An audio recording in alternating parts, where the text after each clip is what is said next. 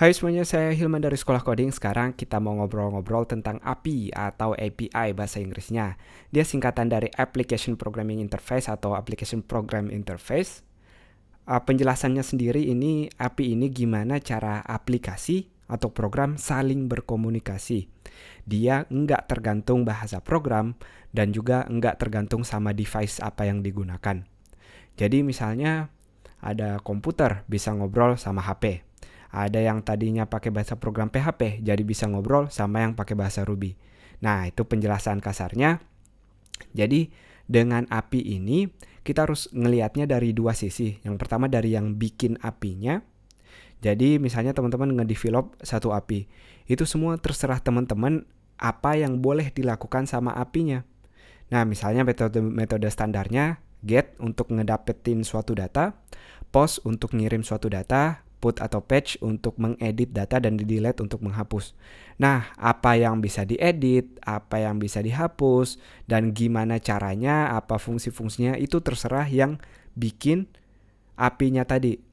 Nah, sisi kedua yaitu dari usernya atau yang mengkonsumsi API-nya, dia harus ngikutin metode-metode atau URL, nanti kita lihat apa itu istilahnya endpoint, apa yang udah dibikin sama developernya. Jadi kita nggak boleh kreatif dalam ngelakuin request atau saat menggunakan API-nya. Itu semua kita harus lihat dokumentasinya, harus persis apa yang dibikin oleh developer atau sang pembuat API-nya.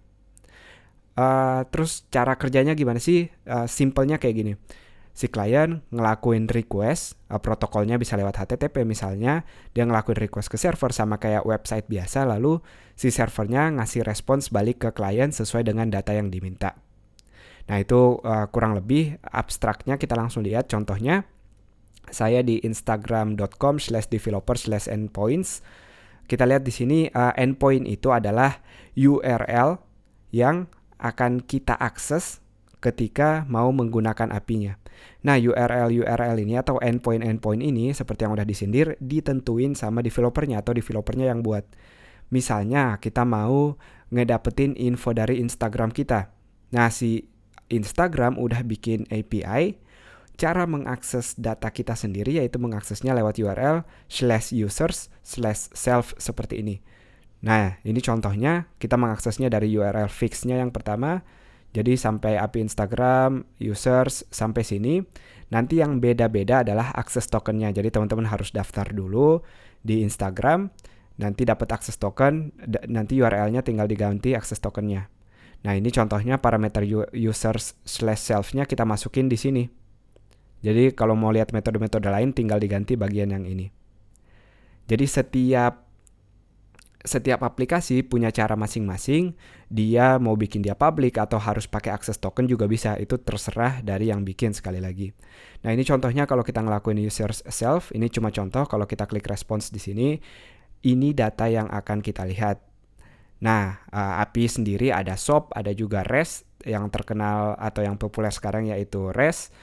Dia kurang lebih formatnya nanti kayak gini, JSON. Jadi kalau kita udah mengakses di URL ini dan berhasil, kita nanti bisa ngambil ID-nya, kita bisa ngambil username, full name, dan lain-lain. Apapun yang kita butuhkan bisa kita ambil di sini. Jadi tinggal diakses lewat JSON-nya, kita udah bisa ngambil datanya setelah berhasil sekali lagi ngelakuin request-nya. Nah, ada banyak banget yang bisa kita lakuin. Teman-teman bisa explore di sini endpoint dari Instagram. Kita akan pindah ke contoh lain. Kita nggak sadar mungkin selama ini kita pakai Google Map, ini juga kita API sebenarnya. Jadi ada banyak yang bisa kita lakuin di sini dengan Google Map. Teman-teman bisa lihat di developers.google.com/maps. Lalu di bagian documentation, di sini ada banyak banget hal-hal yang bisa kita lakuin. Kita pindah lagi contoh lain pada Stack Overflow. Kita bisa login pakai Google atau pakai Facebook. Nah, sistem login ini yang bikin bukan Stack Overflow. Yang bikin si Facebook dan yang bikin login ini adalah Google. Si Stack Overflow mengakses API dari Google dan API Facebook ini dan dia implementasiin di websitenya dia.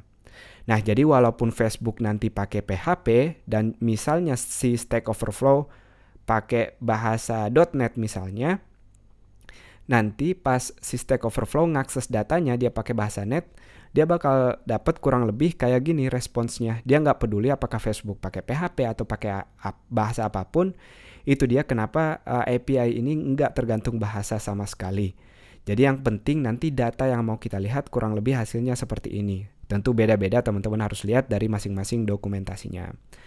Nah, contoh lainnya, kalau kita ke Facebook Developers di sini, developers.facebook.com/tools/explorer, di sini kita bisa contoh memainkan API.